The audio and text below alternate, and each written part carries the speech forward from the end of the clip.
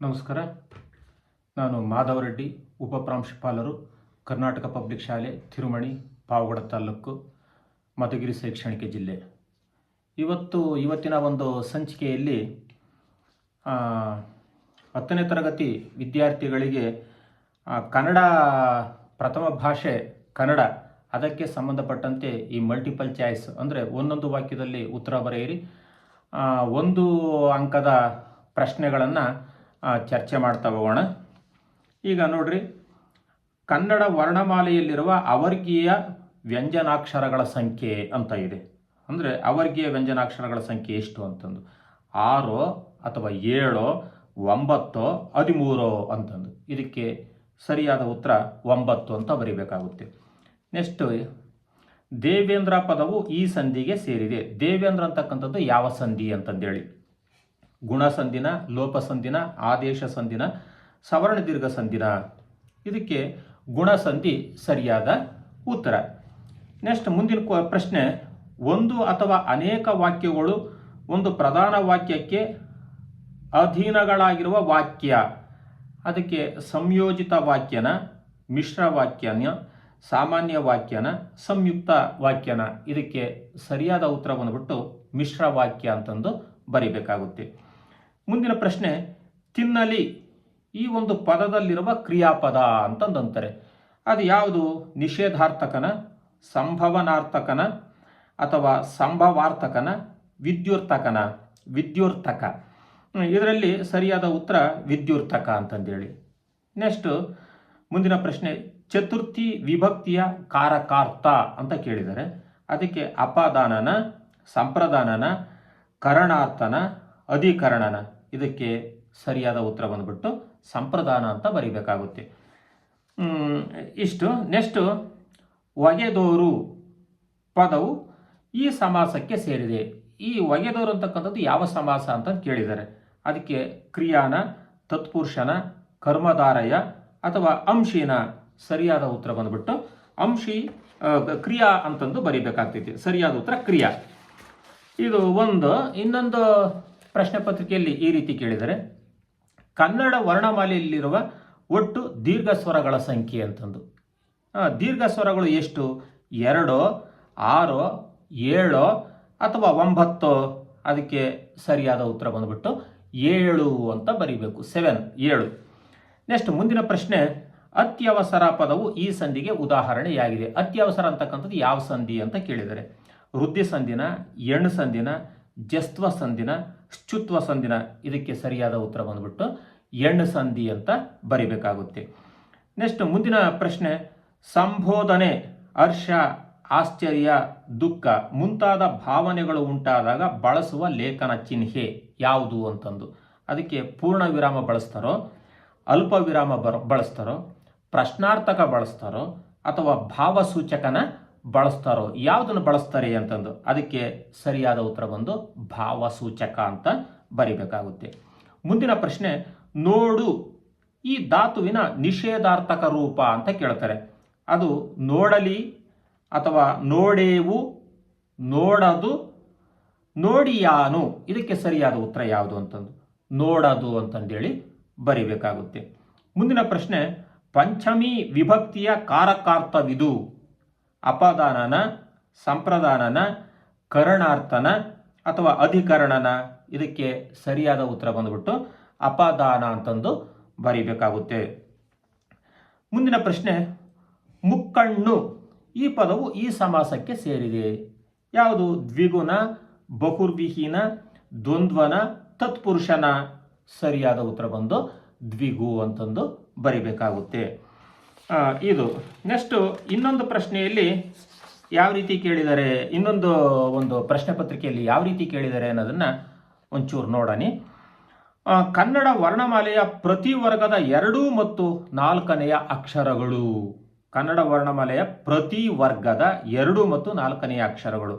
ಅಲ್ಪ ಪ್ರಾಣಾಕ್ಷರಗಳು, ಮಹಾಪ್ರಾಣಾಕ್ಷರಗಳು, ಅನುನಾಸಿಕಗಳು, ಯೋಗವಾಹಗಳು. ಇದರಲ್ಲಿ ಯಾವುದು ಅಂತಂದು ಹೇಳ್ಬಿಟ್ಟು ಸರಿಯಾದ ಉತ್ತರ ಬಂದ್ಬಿಟ್ಟು ಮಹಾಪ್ರಾಣಾಕ್ಷರಗಳು ಅಂತಂದು ಬರಿಬೇಕಾಗುತ್ತೆ.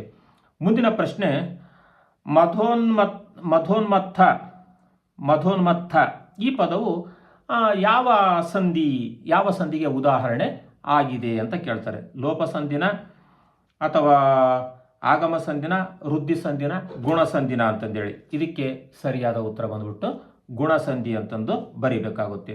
ನೆಕ್ಸ್ಟ್ ಮುಂದಿನ ಪ್ರಶ್ನೆ, ಸ್ವತಂತ್ರ ವಾಕ್ಯಗಳಾಗಿ ನಿಲ್ಲಬಲ್ಲ ಅನೇಕ ಉಪವಾಕ್ಯಗಳೊಡನೆ ಒಂದು ಪೂರ್ಣಾಭಿಪ್ರಾಯದ ವ್ಯಕ್ತವಾಗಿದ್ದರೆ ಅದು ಏನು ಅಂತಂದು ಕೇಳ್ತಾರೆ. ಸಂಯೋಜಿತ ವಾಕ್ಯ ಆಗುತ್ತೋ, ಸಾಮಾನ್ಯ ವಾಕ್ಯ ಆಗುತ್ತೋ, ಮಿಶ್ರ ವಾಕ್ಯ ಆಗುತ್ತೋ, ಸಮ್ಮಿಶ್ರ ವಾಕ್ಯ ಆಗುತ್ತೋ, ಯಾವ ವಾಕ್ಯ ಅದಾಗುತ್ತೆ ಅಂತಂದು. ಇದಕ್ಕೆ ಸರಿಯಾದ ಉತ್ತರ ಬಂದ್ಬಿಟ್ಟು ಸಂಯೋಜಿತ ವಾಕ್ಯ ಅಂತಂದು ನಾವು ಉತ್ತರವನ್ನು ಬರಿಬೇಕಾಗುತ್ತೆ. ಮುಂದಿನ ಪ್ರಶ್ನೆ, ಭವಿಷ್ಯತ್ ಕಾಲ ಸೂಚಕ ಪ್ರತ್ಯಯವಿದು ಯಾವುದು? ದಾನೋ, ಉತ್ತಾನೋ, ಉವಾನೋ, ಉದಾನೋ. ಇದಕ್ಕೆ ಸರಿಯಾದ ಉತ್ತರ ಬಂದು ಉವ ಅಂತಂದು ಬರಿಬೇಕು, ಉವ. ನೆಕ್ಸ್ಟ್ ಮುಂದಿನ ಪ್ರಶ್ನೆ, ತೃತೀಯ ವಿಭಕ್ತಿಯ ಕಾರಕಾರ್ಥ ಯಾವುದು? ಸಂಪ್ರದಾನನ, ಅಪಾದಾನನ, ಕರ್ಮಾರ್ಥನ, ಕರ್ಣಾರ್ಥನ. ಸರಿಯಾದ ಉತ್ತರ ಕರ್ಣಾರ್ಥ ಅಂತಂದು ಬರಿಬೇಕಾಗುತ್ತೆ. ಮುಂದಿನ ಪ್ರಶ್ನೆ, ಕಳ್ಗುಡಿದ ಈ ಪದವು ಈ ಸಮಾಸಕ್ಕೆ ಉದಾಹರಣೆ ಅಥವಾ ಸೇರಿದೆ ಅಂತಂದು. ತತ್ಪುರುಷಕ್ಕೆ ಸೇರಿದೆಯಾ, ದ್ವಿಗುಗೆ ಸೇರಿದೆಯಾ, ಕ್ರಿಯಾಗೆ ಸೇರಿದೆಯಾ ಅಥವಾ ಗಮಕಗೆ ಸೇರಿದೆಯಾ? ಇದಕ್ಕೆ ಸರಿಯಾದ ಉತ್ತರ ಬಂದ್ಬಿಟ್ಟು ಕ್ರಿಯಾ ಅಂತಂದು ಬರಿಬೇಕಾಗುತ್ತೆ.